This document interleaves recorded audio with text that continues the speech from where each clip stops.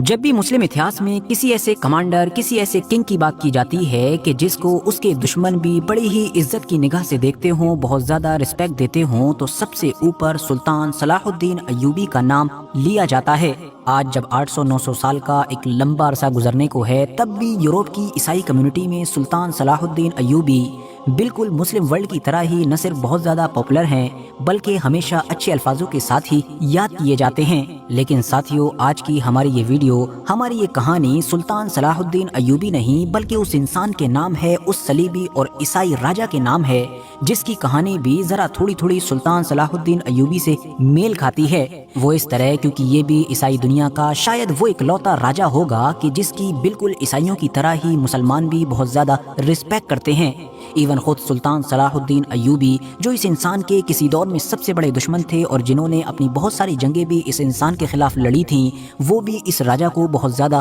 Respect دیا کرتے تھے۔ ایک ایسا انسان کہ جس نے عمر تو بہت کم پائی، بمشکل 22 سے 23 سال کی عمر ہی پائی، اور ساتھ میں ایک خطرناک بیماری بھی پائی، ایک ایسی بیماری کہ اگر کوئی اور انسان ہوتا تو شاید اس کی دہشت سے ہی مر جاتا، لیکن اس نے اس کا مقابلہ کیا اور اسی خطرناک بیماری کے ساتھ ہی وہ یروشلم مطلب کہ القدس کے تخت پر بیٹھا، گھوڑے پر بیٹھا، میدان جنگ میں لمبا وقت گزارا، اور اس طرح سے گزارا کہ باقی سب کو تو چھوڑ ہی دیجئے، خود اتہاس کے سب سے طاقتور اور سب سے ہوشیار کمانڈرز اور سلطانوں میں سے ایک مطلب کہ سلطان صلاح الدین ایوبی کو ہی اس انسان نے ایک بار نہیں بلکہ 2 بار شکست دی، تو کئی بار پیچھے ہٹنے پر بھی مجبور کر دیا۔ دراصل ہم بات کر رہے ہیں صلیبی دور کے مشہور حکمران بالڈون فور کی، کہ جس کو عام طور پر دا لیپر کنگ کے نام سے بھی یاد کیا جاتا ہے۔ لیپر اس لیے کیونکہ یہ لیپریسی مطلب کہ اس خطرناک بیماری کا شکار تھا کہ جس کو عام طور پر ہمارے یہاں پر کوڑ کا مرض بھی کہا جاتا ہے۔ ویسے ہمیں امید ہے کہ چہرے سمیت اپنی باڈی کا ہر حصہ چھپائے ہوئے اس انسان کو آپ لوگوں نے کبھی نہ کبھی تو انسٹاگرام کی ریلز یا پھر یوٹیوب کی شارٹس یا پھر ہالی ووڈ مووی کی یا پھر کسی ٹرکش ڈرامہ کی کلپ میں کہیں نہ کہیں پر ضرور دیکھا ہوگا۔ وہ اس لیے کیونکہ جب کبھی بھی دنیا کے کسی بھی حصے میں سلطان صلاح الدین ایوبی کے اوپر کوئی بھی فلم، کوئی بھی ڈرامہ، کوئی بھی سیریل یا پھر صلیبی جنگوں کے بارے میں بھی کوئی بھی اس طرح کی چیز بنائی جاتی ہے، تو ایسا ممکن ہی نہیں ہے کہ اس میں اس انسان کی بات نہ کی جائے یا اس انسان کو نہ دکھایا جائے، کیونکہ اس عیسائی راجا کے بغیر تو صلیبیوں کا اتہاس ہی نامکمل ہے۔ ساتھیو، بالڈون فور کا جنم 1161 عیسوی میں مقدس شہر یروشلم مطلب کہ القدس میں ہوا تھا۔ وہ کنگڈم آف یروشلم کے حکمران امالرک کا بیٹا جبکہ بالڈون 3 کا چھوٹا بھائی تھا۔ بالڈون 4 کا ایک خاص ٹیچر، ایک خاص استاد ہوا کرتا تھا جس کا اتہاس میں نام ولیم آف ٹائر بتایا گیا ہے، اور یہی وہ انسان تھا کہ جس کو پہلی بار یہ شک ہوا کہ شاید یہ بچہ مطلب کہ بالڈون 4 کوڑ کا مریض ہے۔ شک اس طرح ہوا کہ 8-9 سال کے بالڈون 4 کو جب اس کے ساتھ والے بچے کھیلتے ہوئے کاٹا کرتے تھے یا نوچتے تھے، تو اس کو نہ تو اس کا کوئی احساس ہوتا تھا اور نہ ہی وہ اس کے درد سے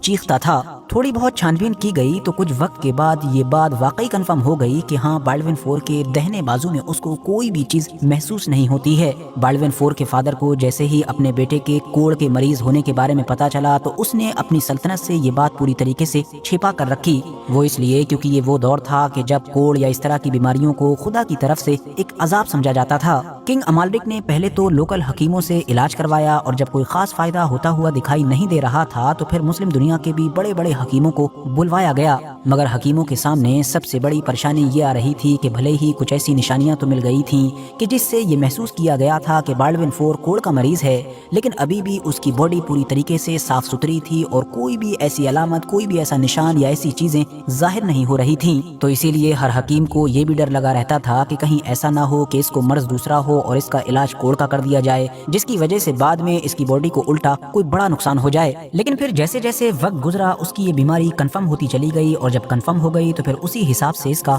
علاج بھی شروع کیا گیا۔ جیسا کہ ہم پہلے ہی جان چکے ہیں کہ شروعات میں اس کی باڈی پوری طریقے سے صاف ستھری تھی، اور ساتھ ہی یہ اپنے باڈی کے جو سارے پارٹس تھے ان کو بھی ہلا ڈلا سکتا تھا، لیکن جیسے ہی اب یہ بچپن سے ٹین ایج کی طرف بڑھا تو اسی بیماری کی وجہ سے اس کو خطرناک درد بھی ہونے لگا۔ اتہاسکار مانتے ہیں کہ اس کی شکل و صورت، اس کا قد کاٹ سب اپنے فادر کی طرح تھا، ایون بات کرنے کا طریقہ اور چلنے کا طریقہ بھی بالکل اپنے فادر ہی کی طرح تھا، بس یہ کہ بالڈون 4 بولتے وقت تھوڑا ہکلایا کرتا کرتا تھا۔ بچپن سے ہی بالڈون فور کو ایتہاسک قصے کہانیاں سننے کا بہت زیادہ شوق تھا اور اس کا جو استاد تھا مطلب کہ ولیم آف ٹائر، وہ اس کی یادداشت سے بہت زیادہ امپریس تھا۔ ابھی اس بچے کی عمر 13 سال ہی رہی ہوگی کہ اچانک سے ایک دن اس کے باپ مطلب کہ کنگ امالرک کی موت ہو گئی۔ کنگ اپنی موت سے ٹھیک پہلے مصر کے حکمران مطلب کہ حضرت نور الدین زنگی کے خلاف ایک جنگ سے واپس آیا تھا۔ باپ کی موت کے بعد محل میں موجود جو وفادار وزیر اور باقی لوگ تھے انہوں نے بالڈون فور کو ہی اپنا اگلا کنگ چن لیا۔ شروع میں تو یہ صرف سمبولک تھا کیونکہ ظاہر ہے عمر صرف 13 ہی سال تھی، مگر جیسے ہی یہ 15 سال کا ہوا تو سارے اختیار، ساری طاقتیں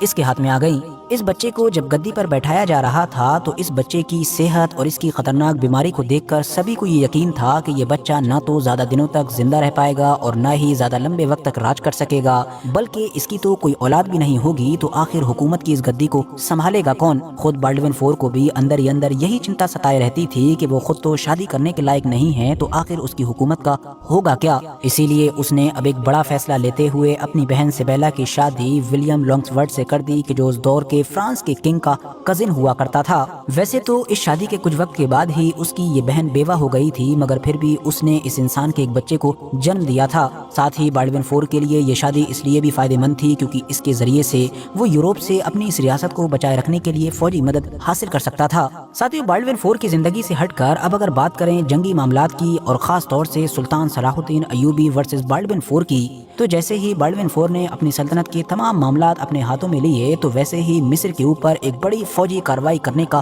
فیصلہ کیا۔ معاملہ یہ تھا کہ اس وقت سلطان صلاح الدین ایوبی حلب شہر کی طرف ایک فوجی مہم میں بزی تھے۔ بالڈون فور نے اسی موقع کا فائدہ اٹھایا اور دمشق پر حملہ کر دیا۔ یہ وہ وقت تھا کہ جب آلریڈی بالڈون فور کا جسم کام کرنا بند کر چکا تھا اور وہ صرف ایک ہاتھ ہی ہلا سکتا تھا، اسی لیے بہت سارے قریبی لوگوں نے اس کو یہ بھی مشورہ دیا کہ اپنی بجائے جنگ میں کسی اور کو بھیج دو، لیکن اس نے یہ مشورہ ماننے سے انکار کر دیا۔ فائنلی نومبر 1177 میں بالڈون فور اور سلطان صلاح الدین ایوبی کا پہلی بار آمنا سامنا ہوا۔ معاملہ کچھ اس طرح سے تھا کہ سلطان صلاح الدین ایوبی اپنی فوج کے ساتھ اسقلان کی طرف نکلے۔ بالڈون فور نے اپنے پاس موجود فرانسیسی فوج کو آگے بڑھا دیا اور بالڈون کے پاس زیادہ فوج ہونے کے باوجود بھی سلطان صلاح الدین ایوبی نے آگے بڑھنا جاری رکھا، کیونکہ سلطان کا یہ خیال تھا کہ شاید بالڈون کی فوج ان کا پیچھا نہیں کرے گی، اسی لیے انہوں نے اپنی فوج کو بڑے میدان میں پھیل جانے کا بھی حکم دے دیا۔ لیکن یہ اندیشہ غلط ثابت ہوا کیونکہ بالڈون اور نائٹ ٹیمپلرز نے مسلم فوج کی تمام رکاوٹوں کو توڑ ڈالا اور دیر رات تک سلطان صلاح الدین ایوبی کا پیچھا کیا۔ بھاری نقصان اٹھانے کے بعد اب سلطان صلاح الدین ایوبی نے اپنی مہم چھوڑ کر واپس مصر کی طرف جانے کا فیصلہ کیا، لیکن راستہ میں کچھ ریگستانی ڈاکوؤں نے بھی ان کی کمزور اور بچی ہوئی فوج پر حملہ کیا، جس کی وجہ سے مصر واپس پہنچتے ان کی 90% سے زیادہ آرمی ختم ہو چکی تھی۔ خود مسلم اتہاسکاروں نے بھی لکھا ہے کہ اس جنگ میں کہ جس کو اتہاس میں بیٹل آف مونزیجارٹ کہا جاتا ہے، سلطان صلاح الدین ایوبی کو اتنا زیادہ نقصان ہوا تھا کہ جس کی کلپنا بھی نہیں کی جا سکتی ہے، کیونکہ 90% سے زیادہ آرمی ختم ہو گئی کہ جس میں ان کے ذاتی محافظ تک شامل تھے۔ اس کے علاوہ ہتھیار، خزانہ، گھوڑے، خچر، ہر چیز کا بڑا نقصان ہوا تھا۔ اتنا بڑا نقصان کہ جنگی صلاحیتوں میں وہ اپنے دشمن مطلب کہ صلیبی سلطنت سے لگ بھگ 10 سے 12 سال پیچھے چلے گئے تھے۔ مگر ساتھیوں صرف 2 سال کے بعد ہی سلطان صلاح الدین ایوبی نے واپسی کی اور ایک بار پھر سے ان دونوں کا آمنا سامنا آج کے دور کے لبنان کے علاقے میں ہوا اور اس جنگ کو اتہاس میں بیٹل آف مرج عیون کے نام سے جانا جاتا ہے۔ اس جنگ میں سلطان صلاح الدین ایوبی کی بڑی جیت ہوئی اور بالڈون فور کی جان بھی بمشکل اپنے چند وفادار ساتھیوں کے ذریعے سے بھاگ کر بچائی جا سکی۔ 1183 میں پھر سلطان صلاح الدین ایوبی نے کرک قلعے کا بھی محاصرہ کیا، اس کا گھراؤ کیا، لیکن بالڈون فور نے اس کو بڑا ہی زبردست ڈیفینڈ کیا، جس کی وجہ سے پھر سلطان صلاح الدین ایوبی کو اس قلعے کا گھراؤ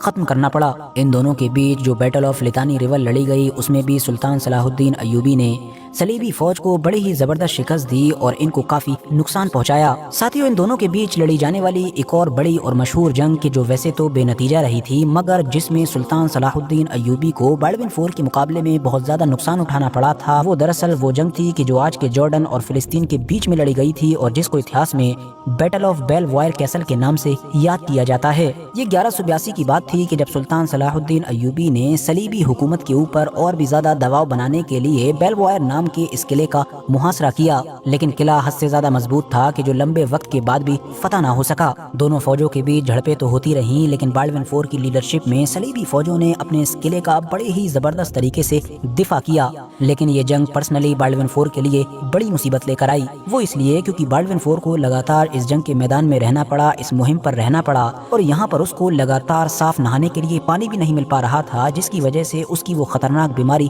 بڑھتی چلی گئی۔ بیماری بگڑتے بگڑتے اب خطرناک اسٹیج میں انٹر کر چکی تھی، اور اس کے حالات ایسے تھے کہ یہ جنگ میں گھوڑے پر بھی سوار نہیں ہو سکتا تھا، جس کی وجہ سے اب اس کو تخت پر بیٹھا کر جنگ کے میدان میں لایا جاتا تھا تاکہ صلیبی فوجوں کا حوصلہ اور ان کا جذبہ برقرار رہے۔ اس کے بعد سے اب بالڈوین فور کے حالات اور بھی خراب ہونا شروع ہو گئے تھے، کیونکہ کوڑ کی وجہ سے اب اس کے جو جسم کے حصے تھے وہ گل گل کر گرنے لگے تھے۔ اس کا چہرہ پوری طریقے سے بگڑ چکا تھا، اور اب تو اس کی آنکھوں کی روشنی بھی چلی گئی تھی، مگر اس کا دماغ اور اس کا ذہن ابھی بھی بڑی ہی زبردست طریقے سے کام کرتا تھا۔ یہی وجہ تھی کہ جب اس نے خود سے ہی خوشی خوشی تخت چھوڑنے کا فیصلہ کیا تو جو دربار میں موجود لوگ تھے انہوں نے اس کی لیڈرشپ کوالٹیز کو دیکھتے ہوئے فوراً منع کر دیا۔ مگر 1183 کے دور میں ہی جب بالڈوین فور کو خطرناک بخار آیا اور وہ بستر سے اب اٹھ بھی نہیں پا رہا تھا، تو اس کو دھیرے دھیرے یقین ہو گیا کہ اس کا آخری وقت آ چکا ہے، اسی لیے اس نے فوراً اپنی بہن سبیلا کی شادی گائے آف لوزگنن سے کرنے کا فیصلہ کیا۔ یہ دراصل صرف اپنی حکومت کے فیوچر کو بچانے کا ایک مشکل فیصلہ تھا، کیونکہ اس انسان کو نہ تو اس کی بہن پسند کرتی تھی اور نہ ہی یہ خود اس سے پہلے اس پر زیادہ ٹرسٹ کیا کرتا تھا۔ ہسٹوریکل ریکارڈز بتاتے ہیں کہ ولیم آف ٹائر مطلب کہ بالڈوین فور کا وہی خاص استاد بھی اس کے اس فیصلے سے ناراض تھا، مگر بالڈوین فور کو یہ کرنا پڑا کیونکہ اس کو پتا تھا کہ اس کا وقت آ چکا ہے، اسی لیے اس نے اپنے اسی بہنوئی کو اپنا قائم مقام بنایا، مطلب اس کے بعد اس حکومت کو اسی کو دیکھنا تھا، جبکہ اپنے بعد اصلی کنگ کے طور پر اپنے بھانجے مطلب کہ سبیلا کے اسی بیٹے کو نامزد کر دیا کہ جس کی عمر ابھی بمشکل 5 سال تھی۔ آخرکار 1185 میں جب اسی بیماری کی وجہ سے بالڈوین فور نے ہماری اس دنیا کو الوداع کہا تو اس وقت بالڈوین کی عمر لگ بھگ 23 سال تھی۔ بالڈوین فور نے اس خطرناک بیماری کے باوجود بھی کنگڈم آف جیروسلم پر لگاتار 11 سال تک کامیابی کے ساتھ راج کیا، بلکہ اس طرح سے راج کیا اور اس طرح سے اپنی حکومت کو ڈیفینڈ کیا کہ آج بھی اتہاس میں اس کی گنتی کنگڈم آف جیروسلم کے سب سے طاقتور حکمرانوں میں کی جاتی ہے۔ بالڈوین فور ہی سلطان